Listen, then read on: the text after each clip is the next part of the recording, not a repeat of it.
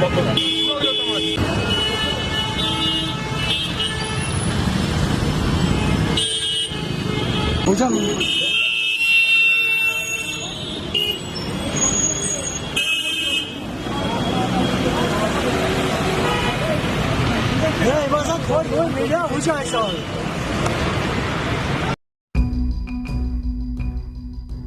कश्मीर 100 दिन का एकांत और आपदा। कश्मीर से धारा 370 हटाए 100 दिन से ऊपर हो गए हैं। कश्मीर को 2 भागों में बांटा, कश्मीर से राज्य का दर्जा छीना, लेकिन क्या अब तक स्थिति सामान्य हुई? नहीं। मोदी सरकार ने डाटा सर्विस, एसएमएस और ब्रॉडबैंड पर बंदिश क्यों लगा रखी है? क्या मोदी सरकार संसद के शीत सत्र में कश्मीर में स्थिति को सामान्य करने के लिए कोई कदम उठाएगी? क्या हमें आगामी सत्र में फारूक अब्दुल्ला की आवाज सुनने को मिलेगी? नफरतों को बंद कीजिए। ये कैसा समाधान है जिसमें लोगों को बात करने की अनुमति नहीं है, बिजली नहीं है, दवाई नहीं है? यूरोपियन सांसदों को जम्मू और कश्मीर में जाने की इजाजत है, मगर भारतीय सांसदों को नहीं। कश्मीर का आपने अंतर्राष्ट्रीयकरण कर दिया है। यह कैसा राष्ट्रवाद है? जिन नेताओं ने देश की तरक्की में योगदान दिया है वो अब तक हिरासत में क्यों है? कश्मीर कर्फ्यू में कश्मीरी परेशान, क्या यही है आपका समाधान?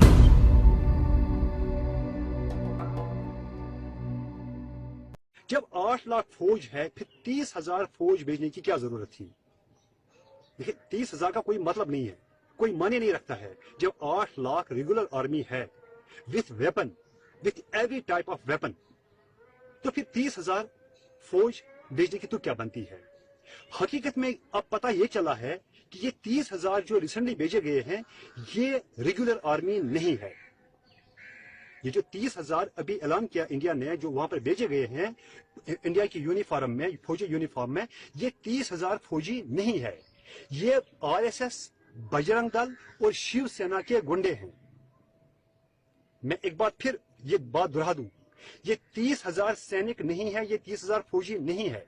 ये 30,000 शिवसेना, बजरंग दल और बीजेपी के गुंडे हैं, जिनको सिर्फ कश्मीर के कुछ मखसूस इलाकों में डिप्लॉय किया गया है, सिर्फ इसलिए कि जहां से आवाज उठे वहां पर घरों में दाखिल होकर फौज का सहारा लेकर वहां पर रेप्स करो, वहां पर कत्ले आम करो। उनके पास हथियार नहीं है, उनके पास छुरियां हैं, उनके पास टोके हैं, उनके पास तलवारें हैं।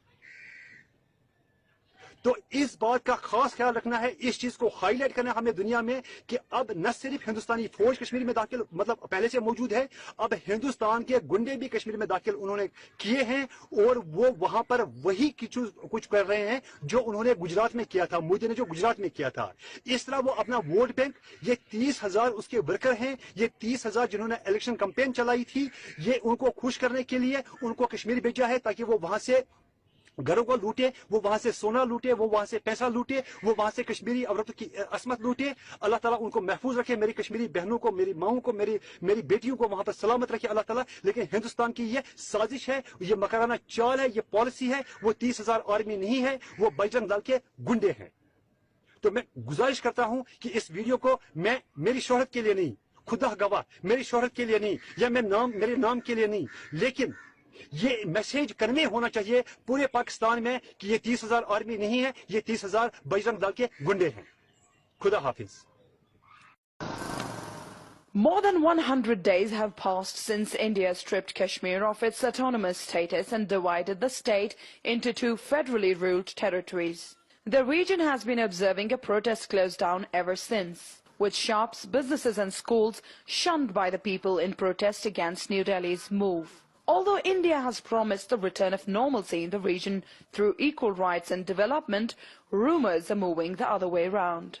The return of checkposts and eruption of new security bunkers across the Muslim-majority region has pulled back the horror scenes of 1990s in Kashmir and has altogether made it more difficult for the people living in the world's largest militarized zone. In the past 100 days, hundreds of bunkers have been built in addition to the existing security visual. The prevailing circumstances have further silenced the people of Kashmir. Press TV spoke to cross-section of people in Kashmir to know how they see this new Kashmir and what they faced in the past 100 plus days. No education, no future for our kids. Only security and checkings. As a businessman, we can say it's very difficult to earn bread and butter. Our economy is in shambles. No business, only losses. No internet, no information. Since August, 5 people of Kashmir are living in a controlled communication zone with no internet facilities and limited cellular network that was provided after the intervention of India's top court and international criticism. Kashmiris have been terribly paralyzed psychologically, mentally, spiritually by this onslaught on their fundamental rights. Because right to choose, right to have your own kind of state, these are all fundamental rights. In the absence of international concern and New Delhi's no-so-clear Kashmir agenda, people of Kashmir are caught into skepticism, doubt and fear. Sooner or later, the so-called normalcy might return to the valley of Kashmir, but India's unilateral move and world's turning a blind eye to the issue of Kashmir has left a deep-rooted impact on the lives of people here. This has added to the already existing alienation of Kashmir, where people accuse both India and Pakistan of playing Kashmir card for their political and strategic gains. Shahana Bhatt, Press TV, Indian administered Kashmir. The change of stance by the Labour Party over Kashmir is quite deplorable. They've done a complete U-turn in order to pander to the Indian opinion. Fact of the matter is, the status of Kashmir undermined in Article 370 was the birthright of the Kashmiri people. Prime Minister Modi undermined that birthright by revoking Article 370, and he also caused a massive humanitarian crisis. The Kashmir issue is an international issue. Even the American President, Donald Trump, has said that when he offered to mediate when he met Prime Minister Imran Khan. And if the Labour Party, in doing this U-turn, want to abandon the people of Kashmir, want to abandon the huge Kashmiri community in this country who's been loyal to the Labour Party, well, that's up to them. But I'm standing with them. I'm not abandoning my Kashmiri community. I will fight the cause of Kashmir in Parliament if I'm returned, as I have done in the past. And Kashmir will eventually be free. Okay, Mr. Friedrich, coming to you out of time, so very quickly, while we can easily sort of rule out morality to be any kind of social margin to hold on accountable countries who are like India on what there is unfolding in Indian-occupied Kashmir, financially in terms of sort of holding back trade. Now China was one hope, and it still is, because India depends highly on the kind of exports that go to China. Also, a lot of imports come from China. What else is left there? This is surely not just the responsibility of Pakistan to continuously highlight on the World Forum, and for those subjugated Kashmiris who absolutely have no access to even the internet to carry forward this movement. I think that Indians in particular need to remember that what's happening in Kashmir sets a precedent for the rest of India, and that what is being done to the Kashmiris can always end up being done to Indians in mainland India themselves. We just saw last week a fact-finding team released a report about torture ongoing in Kashmir, and how the screams of torture victims who are being tortured by security forces are broadcast over a loudspeaker to terrorize the rest of the community. We have still issues of mass graves in Kashmir. We have, of course, currently the mass imprisonment of the entire civil society.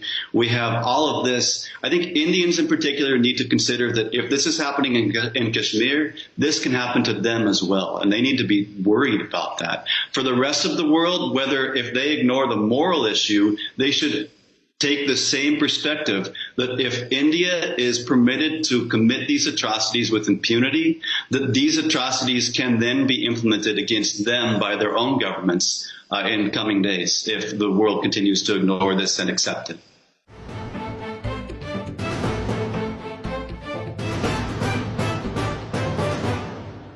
آج کرتارپور منصوبے کا افتتاح کیا ہے, وہاں کشمیر پہ بات کی ہے, کشمیر پہ جو ظلم ہو رہا ہے اس کے حوالے سے بات کیا. منموہن سنگھ سابق وزیر اعظم, انڈیا کے سابق وزیر اعظم ہیں, انہوں نے خان صاحب کا شکریہ ادا کیا ہے, سدھو نے خان صاحب کا شکریہ ادا کیا, تو اس کے حوالے سے کیا کہتے ہیں آپ؟ بسم اللہ الرحمن الرحیم جی, آج بڑا خوشی کا دن ہے جی. کہ ایک جنہیں ہم غیر مسلم کہتے ہیں جی اور پاکستان کہتا ہے جی ہم امن کے دائی ہیں جی, ہم امن کے جو ہیں وہ دیوانے ہیں جی, ہم پوری دنیا میں امن چاہتے ہیں جی, اور مسلمانوں کا یہی ماٹو ہے جی کہ وہ امن چاہتے ہیں. دیکھیں جی 14 کروڑ سکھ ہیں جی, 1 کروڑ کشمیری ہیں جی, اور 30 کروڑ وہاں پہ انڈیا میں مسلمان ہیں. اب 15 وہ ہو گئے ہیں اور 30 یہ ہو گئے ہیں, 45,000 مسلمان ہو گئے ہیں, 45 کروڑ مسلمان ہو گئے ہیں.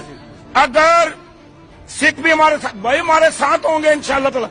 انہیں ہم نے عزت دی ہے, انہیں ہمیں اپنے سر پہ بٹھایا ہے, انہیں عمران خان نے عزت دی ہے, پاکستان نے انہیں عزت دی ہے, جنرل باجوہ نے انہیں عزت دی ہے, پاک فوج نے ان کا احترام کیا ہے جی. انشاءاللہ تعالی وہ اب جنگ میں ہمارے ساتھ ہوں گے. مودی کو اب سبق سکھانے کا ٹائم آ گیا. انشاءاللہ تعالی 45 کروڑ وہاں ہوں گے اور 20 کروڑ عوام یہاں. مودی اب تیری خیر نہیں, انشاءاللہ تعالی ہندوؤں کا نام اور نشان مٹ جائے گا دنیا سے. یہ بہت بڑا کارنامہ ہے جی باجوہ کا, یہ بہت بڑا کارنامہ ہے عمران خان کا, یہ کسی کی سوچ میں بھی نہیں تھا. یاد رکھیں. I was accused of having an agenda. Just now, some of my colleagues were accused of having an agenda. This is the cost of speaking truth to Modi, Amit Shah, the BJP, RSS, and Hindu nationalists. The truth is, I do have an agenda, but it's not the agenda that my colleague thinks. I'm a human rights lawyer. I believe that everyone in this world should have their civil and human rights respected, regardless of race, faith, national origin. Today in Kashmir, there are more than 700,000 uniformed officers. Okay? Those officers don't have the ability to differentiate between Muslims, Sikhs, and the LGBTQ community. Instead, they are engaged in a mass suspension of human rights. In Kashmir today, they are being tortured. Kashmiris have been arbitrarily detained. They have been blinded. They have been blinded. They cannot access medicine. They cannot worship freely. They cannot speak freely. And so what I would submit to you today is this. India leads the world in internet blackouts. If India and my colleagues in the back are telling the truth, why not allow lawmakers like you into Kashmir? Why not allow European observers? Why not allow human rights observers from across the world to see for themselves? The truth is that India is hiding its atrocities not just in Kashmir, its atrocities in Assam. It's hiding the rising hate violence that's spreading across this country. I want to thank every representative who showed up here today, and I urge you to continue to do the good work of meeting with your constituents who are affected by Hindu nationalism. And that's it.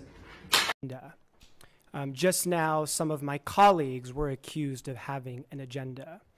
This is the cost of speaking truth to Modi, Amit Shah, the BJP, RSS, and Hindu nationalists. The truth is, I do have an agenda, but it's not the agenda that my colleague thinks. I'm a human rights lawyer.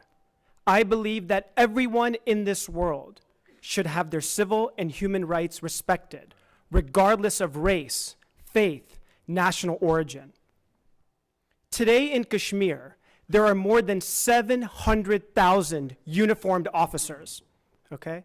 Those officers don't have the ability to differentiate between Muslims, Sikhs, and the LGBTQ community. Instead, they are engaged in a mass suspension of human rights. In Kashmir today, they are being tortured. Kashmiris have been arbitrarily detained. They have been blinded. All right, please, yeah. They have been blinded. They cannot access medicine. They cannot worship freely. They cannot speak freely. And so what I would submit to you today is this. India leads the world in internet blackouts. If India and my colleagues in the back are telling the truth, why not allow lawmakers like you into Kashmir? Why not allow European observers? Why not allow human rights observers from across the world to see for themselves? The truth is that India is hiding its atrocities not just in Kashmir. It's atrocities in Assam. It's hiding the rising hate violence that's spreading across this country. I want to thank every representative who showed up here today, and I urge you to continue to do the good work of meeting with your constituents who are affected by Hindu nationalism. And that's it. भारतीय forces ने palette guns और आंसू gas के shell fire कर दिए हैं। नाजरीन कराम, फ्रांसीसी खबर रसां इदारे AFP की रिपोर्ट के मुताबिक हुक्काम ने बताया कि श्रीनगर के अक्सर इलाकों में कर्फ्यू नाफिज है, जबकि मकबूजा वादी में 40 के करीब झड़पों के दौरान पुलिस ने मुजाहिरीन पर आंसू गैस और शॉट गन से पैलेट फायर किए। ताहम ये वाज़ेह नहीं कि झड़पों के नतीजे में कोई शख्स जख्मी हुआ या नहीं।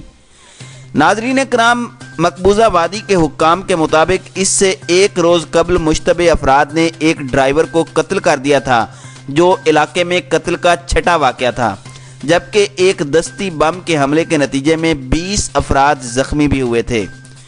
नाजरीन कराम, ख्याल रहे कि पोलैंड, फ्रांस, जर्मनी और बरतानिया समेत यूरोपीय यूनियन में सख्त गिर दाएं बाजू से ताल्लुक़ रखने वाले 30 कानून साजों ने 28 अक्टूबर को भारतीय वज़ीर आज़म नरेंद्र मोदी से मुलाकात की थी।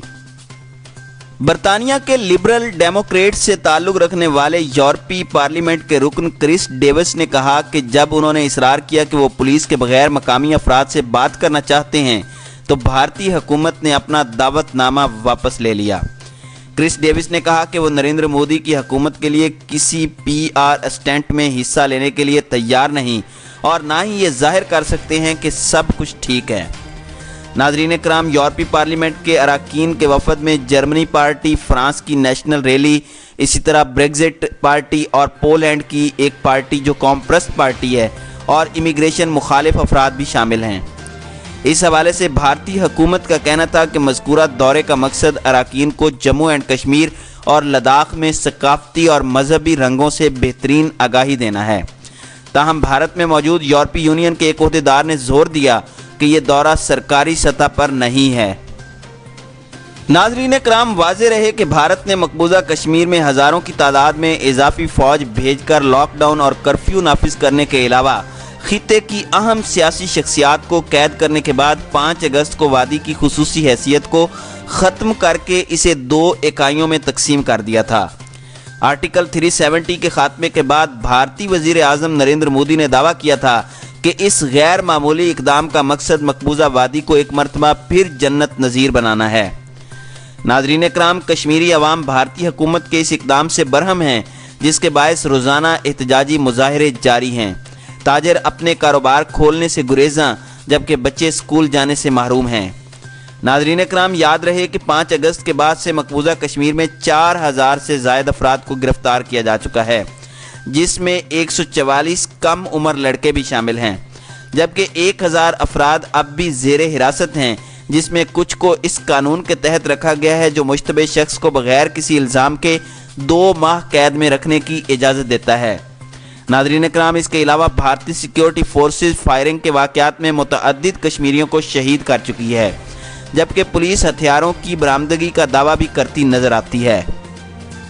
इलाहाबादी 70 लाख से जायद की आबादी पर मुश्तमिल वादी में टेलीफोन सर्विस बहाल कर दी गई थी, अलबत्ता मोबाइल फ़ोन और इंटरनेट सर्विस ताहाल मुअत्तल है, जबकि भारत का इसरार है कि सूरत हाल मामूल के मुताबिक है। भारतीय हुकूमत की जानिब से मकबूजा वादी में सख्त इक़दामात करने के 2 माह बाद वहाँ के डॉक्टरों का कहना था कि हुकूमत की जानिब से मवासलात और इंटरनेट की बंदिश की वजह से कई जानें जा चुकी हैं। नाजरीन कराम, मकबूजा कश्मीर में भारतीय फ़ौज ने 5 अगस्त को मुतनाज़ा खित्ते की खुसूसी हैसियत ख़त्म करने के बाद सियासी क़यादत समेत सैकड़ों अफराद को गिरफ्तार किया, जिनमें से एक आबिद खान भी हैं, जिन्होंने दर्दनाक कहानी से दुनिया को आगाह कर दिया। और ये सिर्फ एक कहानी नहीं बल्कि दर्जनों ऐसी कहानियां हैं जो ताहाल लफ्ज़ों में पिरोई नहीं जा सकीं। नाजरीन कराम, मकबूजा कश्मीर के सिर्फ एक हिस्से में भारतीय फ़ौज के तशद्दुद का निशाना बनने वाले दर्जनों अफराद में से एक आबिद खान ने खबर एजेंसी AFP को अपनी रुदात सुनाई, जिस दौरान उनके हाथ कांप रहे थे और उन्होंने कहा कि रात के दूसरे पहर फौजी आए थे। मकामी अफराद का कहना था कि तशद्दुद का निशाना बनाने का मकसद भारतीय हुकूमत की जानिब से 5 اگست کو طویل عرصے سے خون میں نہلائے ہوئے ہمالیائی خطے کی خصوصی حیثیت کے خاتمے کے بعد خوف کا ماحول پیدا کرنا تھا۔ ناظرین کرام، ضلع شوپیاں کے گاؤں سے تعلق رکھنے والے 26 سالہ عابد خان نے کہا کہ انہیں 14 اگست کو بھائی کے ساتھ گھسیٹ کر گھر سے نکالا گیا اور آنکھوں پر پٹی باندھی گئی، جو مشکلات کا شکار تھے۔ بازوؤں، ٹانگوں اور کولے پر قابض فوج کے لگائے گئے زخموں کے نشانات دکھاتے ہوئے ان کا کہنا تھا کہ انہوں نے باہر نکال کر راستے میں ہی میرے بھائی کو بجلی کے جھٹکے لگائے اور میں نے انہیں درد سے چلاتے ہوئے سنا۔ انہوں نے کہا کہ آرمی کیمپ کے قریب فوجیوں نے میرے کپڑے اتار دیے، ہاتھ اور پاؤں باندھ کر مجھے بے یار و مددگار چھوڑ دیا اور پھر سلاخوں سے تشدد کیا۔ بھارتی فوجیوں کے مظالم کی داستان یہیں ختم نہیں ہوتی، جس کو جاری رکھتے ہوئے عابد خان کہتے ہیں کہ کیمپ کے میجر نے انہیں ریاض نائکو کی حزب اللہ کی جانب سے پیشکش اور شمولیت کے الزامات لگائے۔ مقبوضہ کشمیر میں بھارتی مظالم اور ان کے جبری قبضے سے آزادی کے لیے کئی گروپ مسلح جدوجہد میں مصروف ہیں اور 1989 میں شروع ہونے والی اس تحریک میں اب تک ہزاروں کشمیری شہید ہو چکے ہیں، جو بھارتی فوج کی جعلی کارروائیوں کا نشانہ بنے۔ ناظرین کرام، تو ہم عابد خان کی بات کر رہے تھے، تو عابد خان نے بھارتی میجر کے الزامات کے حوالے سے کہا کہ میں مسلسل دہراتا رہا کہ یہ سچ نہیں ہے، جس کے بعد انہوں نے میرے جسم پر بجلی کے جھٹکے دیے، میرے مخصوص اعضاء پر بجلی کے جھٹکے دیے اور زخمی کر دیا، اور ان میں سے ایک نے کہا کہ میں آپ کو مردانہ صلاحیت سے محروم کر دوں گا۔ ناظرین کرام، ان کا کہنا تھا جب وہ سیاہ رات ختم ہوئی اور صبح ہوئی تو مجھے رہا کر دیا گیا، لیکن میں بمشکل کھڑا ہو پاتا تھا۔ مجھے 10 دن تک متلی ہوتی رہی اور 20 دن بعد میں نے چلنا پھرنا شروع کیا۔ ناظرین کرام، بھارتی فوج کے مظالم سہنے والے 26 سالہ کشمیری نے کہا کہ میں معمول کے مطابق کھانا نہیں کھا سکتا، میں اپنی بیوی کے کمرے میں سونے کے لیے نہیں جا سکتا، اس طرح کا ظلم سہنے سے تو بہتر تھا میں گولی سے مر جاتا۔ This is the line of control, the line that divides the region of Kashmir between India in the east and Pakistan in the west. The line of control isn't an ordinary border. It was drawn up by the United Nations back in 1948 as a temporary ceasefire line. A UN-administered plebiscite was supposed to give the people of the region the right to decide whether to join mostly Hindu India or Muslim-majority Pakistan. But now, more than 70 years later, that plebiscite has yet to take place, and the line of control remains one of the most dangerous boundaries in the world. Just 2 months ago, as India prepared to strip their part of Kashmir of its autonomy and place its people under curfew, the line of control suddenly became even more dangerous. Amidst continuing violence, Team Soch traveled to 4 locations along the Pakistan-administered side of the line of control to find out what life is like for ordinary people living in this turbulent region.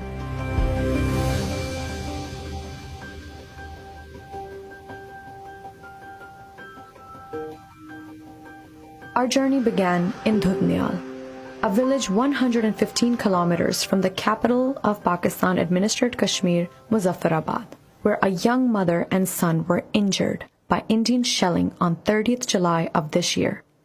As a result of the shelling, the mother Tasneem has lost sight in her right eye, and her son, only 3 years old, has injured his arm. मेरी आंख नजर नहीं आ रहा, बच्चे के बाजू में जी मुदस्सिर नाम है इसका, इसको बाजुओं को लग गई है, बहुत ज़्यादा लग गई है जी। उस टाइम 2 बजे का टाइम आसा 3 तारीख से बाहर निकलते हैं तो मैं समझी मक्की बिच छलियाँ निकलते हैं, उस वजह तो एक गोला लगा, बस उस वजह तो जख्म हो गई है ज़्यादा, अखी भी लग गई है, मुख निकी की बाजुओं तो लग गई है, तो छोटा जड़ा भांजा सो फौत हो गया।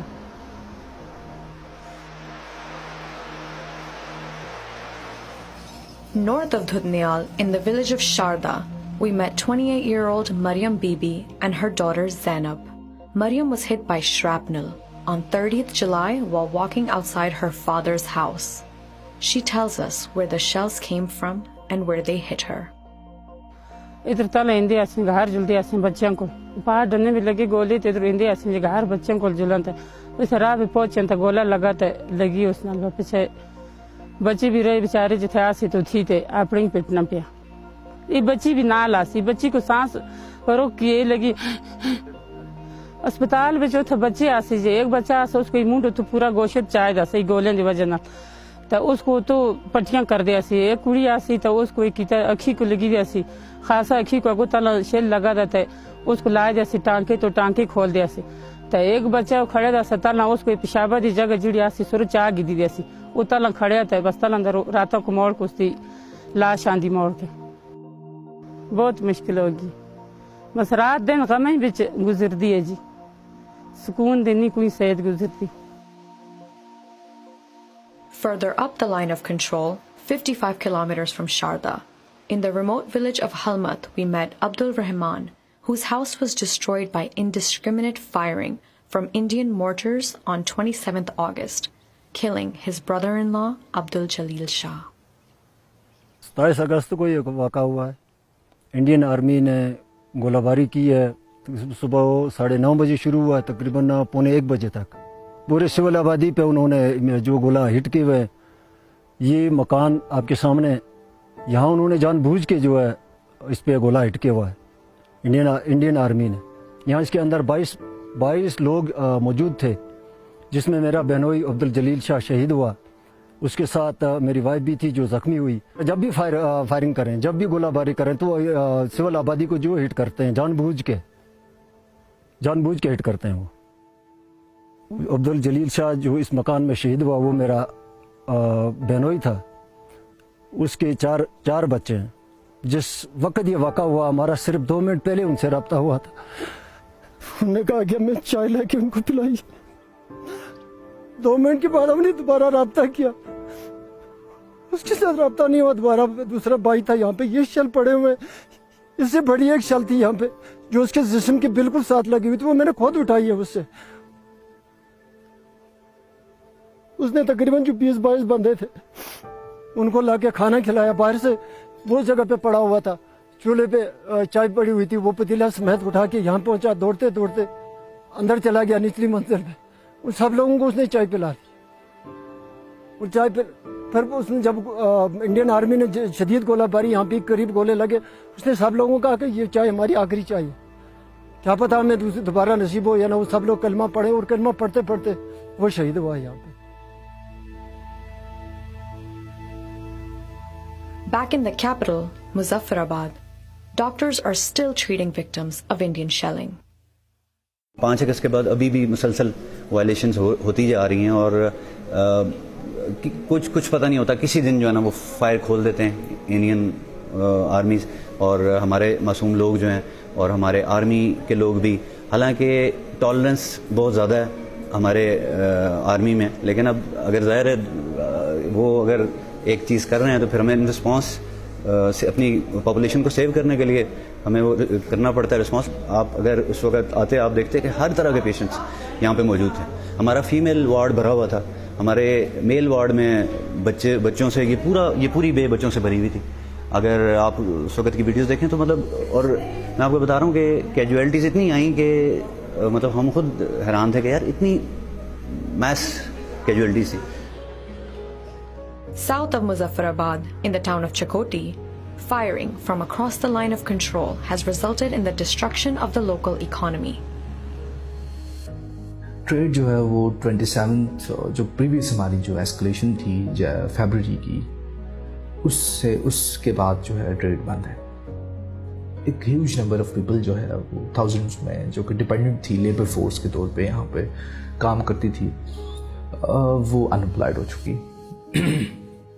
अभी तक कोई हमें ऐसा ग्रीन सिग्नल नहीं मिला जो हमें लग रहा हो कि जो है वो इंडियन गवर्नमेंट जो है वो सीरियस है इसको दोबारा से इसको चलाने में. बट जो 5th of August के बाद जो सिचुएशन चल रही है उसमें तो इसकी पॉसिबिलिटी बिल्कुल ज़ीरो हो चुकी है. But Chakoti wasn't always a ghost town. जिस वक्त यहाँ से LOC से ट्रेड हो रहा था बाकायदा, तो उस वक्त यहाँ पर यानी बिजनेस भी बहुत ज़्यादा था, रौनकें भी थी, सब कुछ था। लेकिन आप इस वक्त देख सकती हैं कि यानी बाजार इस वक्त 2 बजे का वक्त है और बाजार हमारा पूरा खाली पड़ा है, दुकानें बंद पड़ी हैं, यानी तकरीबन आधा कारोबार लोगों का ख़त्म हो चुका है। With an alarming increase in violence from the Indian side over the past 2 months, residents of Chakoti are left with no choice but to build bunkers under their homes. मेरा नाम कामरान है, हम इधर LOC के पास चकोटी में रहते हैं। ये देखें, ये हमारा घर है और इसके नीचे हमने एक बैंकर बनाया हुआ है। तो बैंकर अगर आपको हम दिखाएं, बैंकर ये जिस टाइम बहुत ज़्यादा फायरिंग होती है उस टाइम हम इधर आते हैं बैंकर में। ये हमारा बैंकर है, यहाँ तकरीबन आई थिंक 14 या 15 लोगों की गुंजाइश है। यहाँ 5 अगस्त के बाद जो फायरिंग हुई है उसमें ये हुआ है, सबसे पहले पांडू सेक्टर पे स्टार्ट हुई है। तो उस वक्त हम बैंकर में नहीं थे, जिस वक्त इधर गोले स्टार्ट हुए ये सामने पाल इधर टावर के पास, तो उधर जिस वक्त शुरू हुए तो हम बैंकर में आ गए। इर्द गिर्द जो मोहल्ले के इलाके थे, इधर घर थे जिनके पास बैंकर नहीं है, वो भी हमारे साथ इधर आ गए। तो 8 बजे फायरिंग इधर स्टार्ट हुई तो सुबह 8 बजे तक हम इधर ही रहे बैंकर में। Despite losing their homes, limbs, and loved ones to attacks from across the line of control, for the residents of this region, the struggle for an independent homeland is not over yet. बेटा मेरा उधर काम कर रहा था मकान का, मिस्त्री भी लगे हुए थे। आर्मी की इंडिया की शेलिंग हुई तो उससे वो गोला लगा वहाँ, तो उसको शेल लगा, उसके शहीद हो गया। ये तो एक नमान था, कितने नमान शहीद हो जाएं, कोई मसला नहीं है हमारे लिए। अल्लाह का फजल, हम ला इलाहा इल्लल्लाह मुहम्मद रसूलुल्लाह पढ़ा हुआ है, उस पर हमारा ईमान है, मौत आनी है। मेरे बेटे को अच्छा रुतबा अल्लाह ने दिया है, शहादत का रुतबा दिया, तो बाकी भी अगर इसी तरह हो जाए, मैं खुद भी हो जाऊं, कोई मसला नहीं है मेरे। इंशाअल्लाह मोदी को हमारा पैगाम दे कि कश्मीर हमारा आज़ाद होगा और हम लेके छोड़ेंगे इंशाअल्लाह। This episode is the first part of a series about life along the line of control.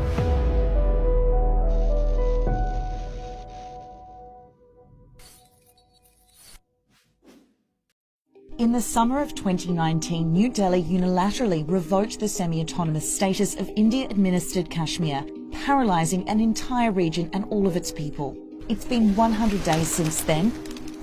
The Himalayan region has been on edge. Summer has turned into autumn, and autumn has quickly drifted into winter. And Kashmiris are facing their worst fears every day. The disputed region has now been split into 2 union territories. People say they are struggling to come to terms with a new reality. One where they have been robbed of their identity as well as their demographics. The Indian government's communications blackout has left no one untouched. About 130 kilometres north of Srinagar, a Kashmiri woman, Zahida Jahangir, holds her 2-month-old son, Mohammed Taimur. Taimur was born premature and put on a ventilator in a children's hospital, while Zahida was receiving treatment in another hospital. Because of the lockdown, there was no way to tell me that my son was ready for breast milk, so the hospital instead gave him a milk supplement. I was united with Taimur 20 days after he was first put on a ventilator. This Kashmiri doctor told the story of another pregnant woman. She refused to be admitted in the hospital because there was no way she could tell her family she was at the hospital. She was brought in unconscious the next day and she lost her unborn baby.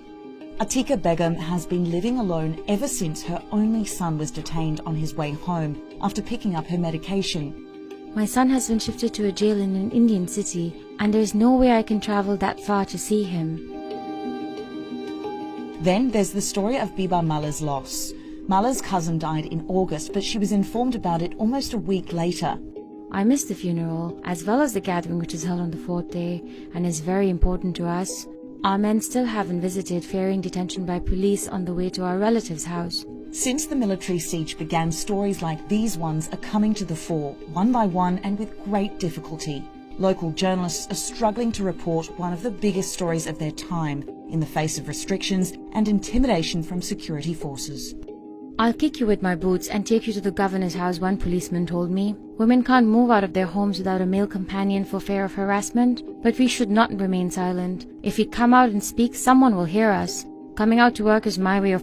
Shut down हो गए ना, फिर हम नहीं ice cream खा पाए. हम पापा के साथ जाते थे पार्क वार, अब मत न जा सकते हैं, वहाँ पे बंद होगा. हम अब आइसक्रीम नहीं खा सकते हैं. हमारा फ्यूचर भी खराब हो गया. मैं इंजीनियर बनना चाहती हूँ, लेकिन यहाँ की हालत की लगता है कि इंजीनियर बनना बहुत मुश्किल है. हमारे सर पर डिप्रेशन हो गया. हम उठते हैं सुबह, सिर्फ सुनते हैं एक मर गया, दो मर गए, वो मर गए, किसी की आंखें ब्लाइंड हो गई.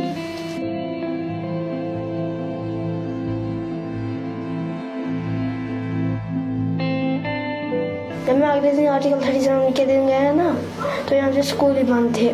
मैं स्पीकिंग कॉम्पिटिशन था उस दिन. अच्छा. सबसे गंदा यही लगा कि मैंने इतनी प्रैक्टिस की थी, उसका कुछ फल ही नहीं मिला. आपको पता है आर्टिकल 370 क्या है? हाँ, क्या है? जो ज़मीनें थी किसी ने ली थी या किसी ने दी थी, उस पर मकान बनाया था, अब वो हट गया है, वो सारे वापस देने हैं, वो ज़मीनें वापस देनी है, सब कुछ वापस देना है. मैंने अपने पापा से सुना था कि ये हटेगा तो यहाँ पर ये ज़मीन हड़प लेंगे बाहर के लोग, लेकिन हमें ज़मीन नहीं बेचनी चाहिए. पहले हमें फिर सड़क पे आना पड़ेगा. हम खेलते थे, जब भी हम स्कूल जाते थे मैं मज़े से जाता था स्कूल कि हम आज ये करेंगे और इसको खेलेंगे. तो जब से 3 आर्टिकल 3 के 2 दिन बाद ही यहाँ पर सब कुछ बंद हो गया.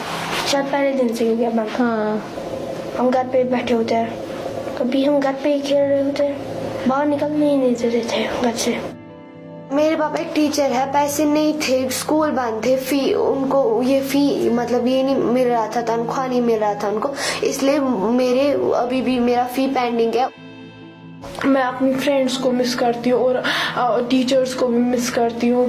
और हमारी जो ये रिश्तेदार है, हमें उनके साथ कांटेक्ट नहीं हो पा रहा है, हमें पता नहीं वो किस हाल में है.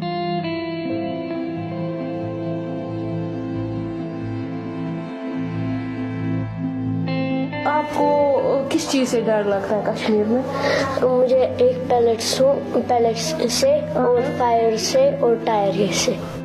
जब मैं ट्यूशन जा रही थी तो फिर वहाँ स्टोन पेल्टिंग हो रही थी, मैं गई. अगर मैं खुदा न खास्ता मेरा भाई आ जाता तो मैं नहीं बचती.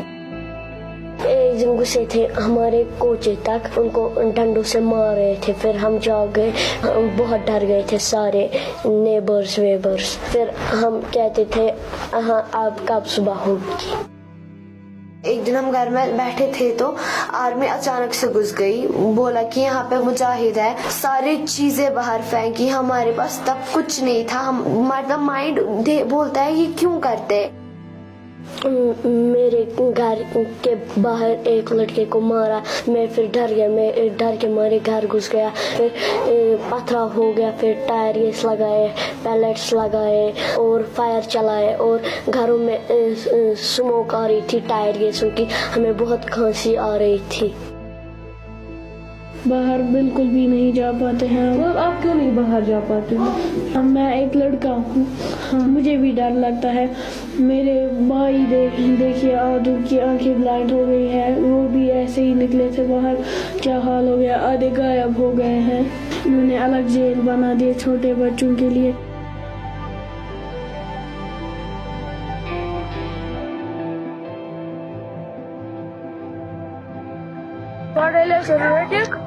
is very graphic. Als ik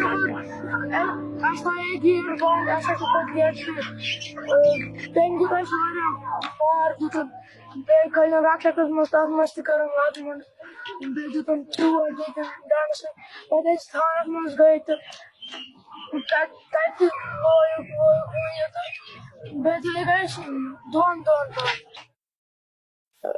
اسمارا شودا جیسے گھرک تہ پھیران ممی ہند زبان ایسے اوس نہٕ دِوان کتھ کرنہٕ تھانس منٛز گرکٮ۪ن سۭتۍ.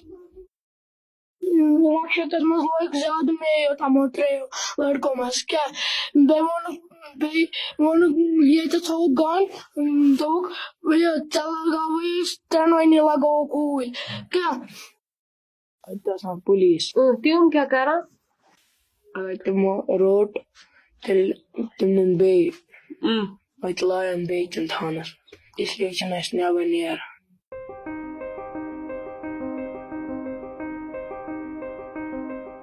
जो मेरा मतलब ड्रीम है वो है डॉक्टर. मतलब मुझे नहीं लगता, मेरे हिसाब से जो कश्मीर में ऐसी हालात है वो मेरा पूरा नहीं हो सकता है, क्योंकि डॉक्टर बनने के लिए एजुकेशन चाहिए जो हमें मिलती नहीं है. मुझे लगा था पहले मैं सऊदी पे पैदा हो जाता, फिर सब कुछ ठीक था.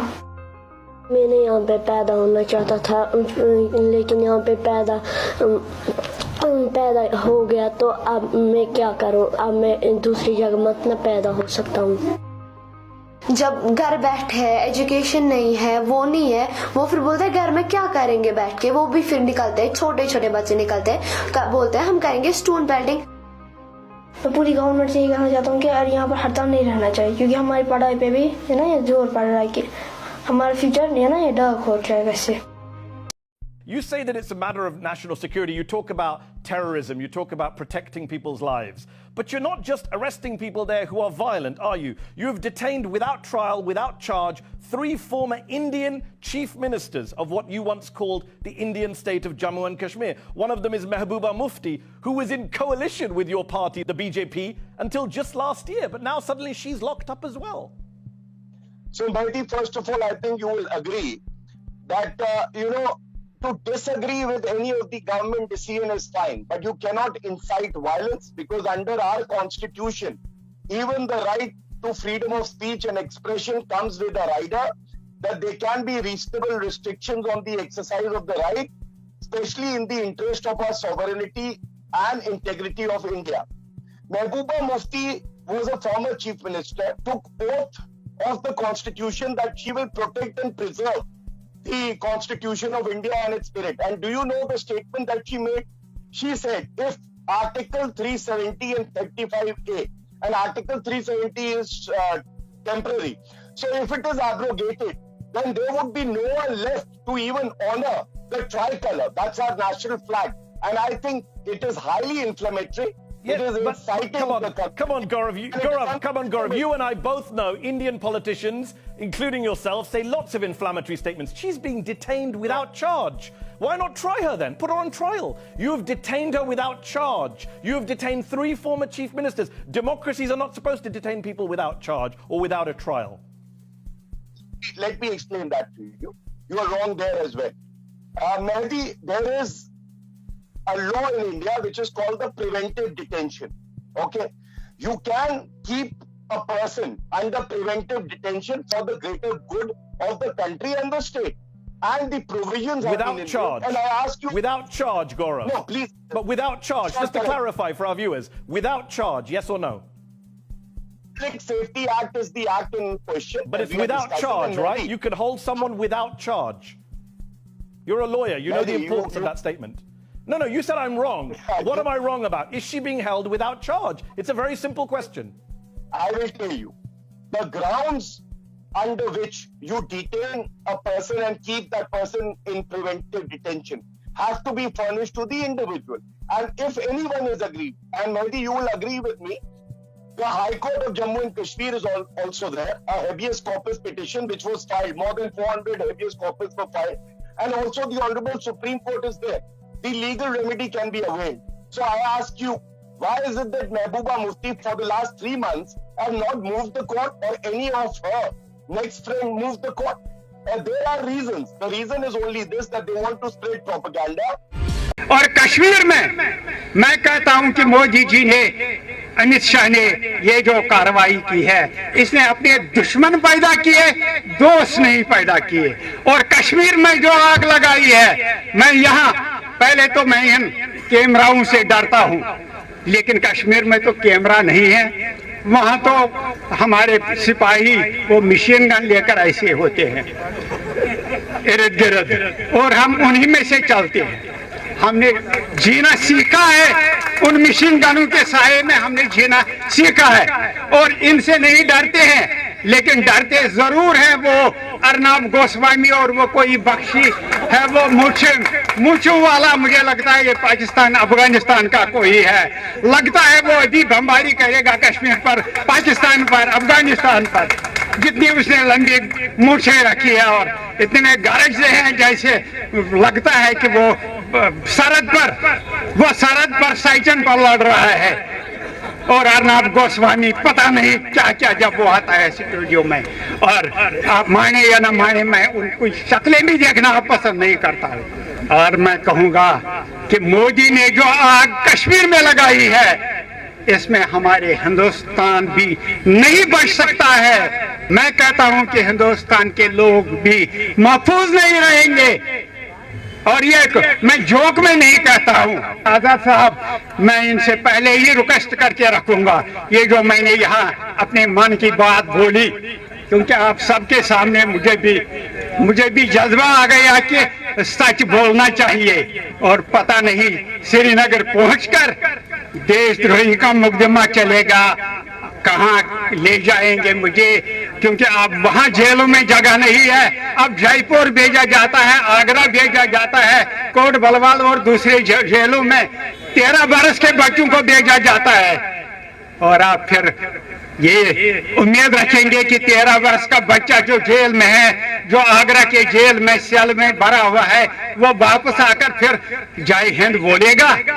वो नहीं बोल सकता है। इसलिए ये आप पर है, आप पूरे हिंदुस्तान के अवाम को बताइए कि ये जो मोदी जी ने किया, ये देश के खिलाफ है। जम्मू कश्मीर में तरक्की की, ये जो बोल रहे हैं तरक्की के दरवाजे खुलेंगे, वो दरवाजे आप बिहार के लिए खोलो। माफी दीजिए 1 मिनट। वो तरक्की के दरवाजे जो महाराष्ट्र के किसान खुदकशी कर रहे हैं, उनके लिए करो, उनकी जिंदगियां बचाओ। जो फुटपाथों पर सोते हैं, उनके लिए कुछ करो।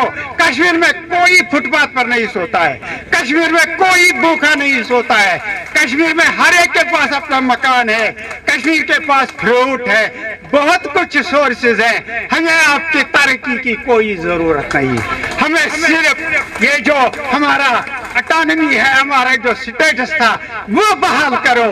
हम उसकी डिमांड कर रहे हैं। और मोदी जी, हम आपको कह रहे हैं, इस देश के अवाम अब आपकी चाल को समझने लगे हैं। और महाराष्ट्र और हरियाणा में जो बदलाव शुरू हुआ है, ये आइंदा 3 वर्षों में और गहरा हो जाएगा और ज्यादा बढ़ेगा। और उम्मीद है 4 साल के बाद ये जोड़ी नहीं होगी। आप इसके लिए काम कीजिए। और मैं आप सबका धन्यवाद, क्योंकि बहुत कुछ बोलने के लिए था, लेकिन सिर्फ एक मिनट में, 1 मिसाल में आपको दे दूं। अच्छा, थैंक यू। अब इतना ही, क्योंकि यहाँ कह रहे हैं, आजाद साहब भी बोल रहे हैं, ये भी हमारे स्टेट से हैं, इसलिए मैं इसका आदर करता हूँ। अच्छा, जीतेंगे, जीतेंगे। संघर्ष हमारा नारा है, संघर्ष हमारा नारा है। मैं मोदी जी से कहना चाहूंगा, यहाँ हम हिंदुस्तानी हैं और हिंदुस्तान के साथ रहेंगे और मरेंगे हिंदुस्तान के लिए। हम देशद्रोही नहीं है। मैं अभी आधा घंटे पहले कश्मीर से आया हूँ और शोपियान से आया, जो मोस्ट इफेक्टेड मिलिटेंसी एरिया है, और वहीं अपने घर में रहता हूँ। और मिलिटेंसी के उस जो वहाँ चल रहा है इस वक्त, चाहे दहशतगर्दी को हो, मिलिटेंसी को हो, टेररिज्म को हो, जो भी नाम दे दो उसको, उसी में हम जी रहे हैं और उसी में जिंदा हैं। तो कश्मीर में हर एक बोलता है कि कश्मीर में अगर हिंदुस्तानी है, फर्स्ट नंबर पर वो फारूक अब्दुल्ला है। और आज PSA के तहत आपने उसको बांध रखा है। अब देश के खिलाफ, अब देश का दुश्मन है वो। अरे भाई, कल वो आपके साथ पावर शेयर कर रहा था, उमर अब्दुल्ला पावर शेयर कर रहा था आपके साथ। महबूबा मुफ्ती को आपने चीफ मिनिस्टर बना दिया, तब देशद्रोही नहीं थे, तब तो खुले थे। आपने जो फायदे उठाने थे वो उठा दिए, अपने करोड़ों कमाए, अपने लोगों को नौकरियों में लगा दिया, सारे बेनिफिट्स लिए। क्या क्या नहीं कुछ किया। आज चिदम्बरम भी जी जेल में है, इतने बड़े नेता। मैं कहता हूं बीजेपी नेताओं को क्यों नहीं जेल भरती हो, जो इनसे बड़े स्कैंडलों में मुलविस हैं। अमित शाह जी के बेटे को क्यों नहीं भरते हो, अगर आप वाकई यहाँ का कानून चलाना चाहते हो, उनको क्यों नहीं भरते हो। ये सिर्फ मुखालिफों को दबाने के लिए है। मैं मोदी जी से कहता हूं और बीजेपी के नेताओं से कहता हूं कि वो कहते हैं हमने अब जो कश्मीर में तरक्की के दरवाजे खुलेंगे, जमहूरियत आएगी। मैं कहता हूं कि बीजेपी का कोई नेता इनमें से एक पोस्टर लेकर लाल चौक में खड़ा हो जाए, तब मैं देखूंगा उनकी जुर्रत, उन्होंने क्या बनाया अब कश्मीर को।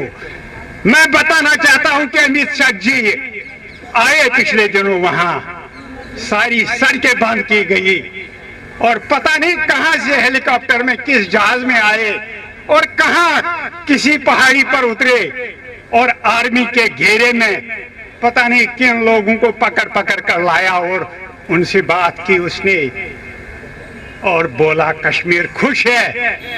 अरे भाई बताओ ना, किस कश्मीरी से आप मिले, कौन खुश है।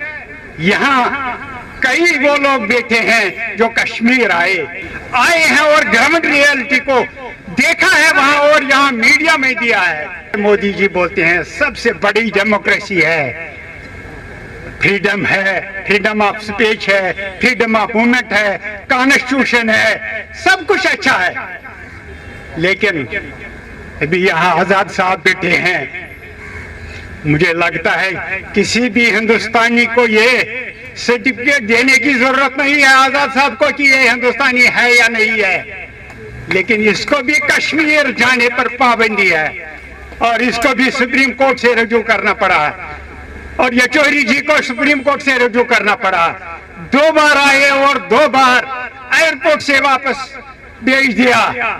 जैसे ये देशद्रोही है, जैसे वो पाकिस्तान में बैठा हुआ वो जिसको डिमांड कर रहा है हिंदुस्तान सबसे बड़ा टेररिस्ट है, जैसे वही ये टेररिस्ट हैं, हिंदुस्तान से आए थे और कश्मीर इनको जाने मत दो, ये वहां तबाही मचाएंगे।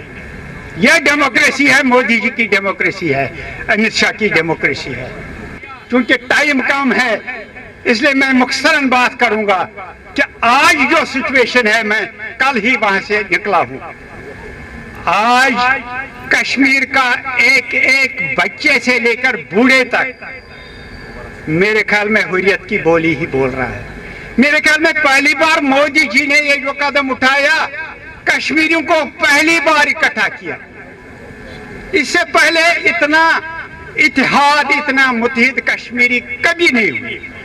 हर वक्त वहां मैं बता दूं तीन ग्रुप्स रहते थे, सोसाइटी 3 ग्रुप्स में बटी रहती थी। एक ग्रुप वो था जिनको हम कहेंगे कि प्रो पाकिस्तानी, और ये लिमिटेड था, नॉमिनल था, ना होने के बराबर था। और दूसरा ग्रुप जो हुर्रियत के सपोर्ट में था, और ये था मेरे ख्याल में कभी 30%, कभी 40%, कभी 60 भी हो जाता था, कभी 20% ही रह जाता था। और जो मेन स्ट्रीम है जिनमें Congress, NC, PDP, left parties और अदर्स आते हैं, ये भी एक सेक्शन वहां था। तो 3 ग्रुप्स में कश्मीर डिवाइडेड था पॉलिटिकली। और आज क्या है, आज मेन स्ट्रीम के लिए बोलने के लिए कुछ भी नहीं रखा इसने नया जिसे कहते हैं हम ग्लूकोज भर दिया, डेक्सट्रोज भर दिया, नई जिंदगी लाई हुर्रियत में। वो कहते हैं, मैं आपको बता दूं, मैं एक बड़े नेता से मिला हुर्रियत के, उसने बोला ये 370 खत्म किया, ये हमारा कोई प्रॉब्लम नहीं है, इससे हमारा तो कुछ नहीं बिगड़ा, हम पहले ही मानते ही नहीं थे कॉन्स्टिट्यूशन को, हिंदुस्तान को। ये आप लोग मानते थे, आजाद साहब मानते थे, ये फारूक अब्दुल्ला मानते थे, ये पीडीपी मानती थी।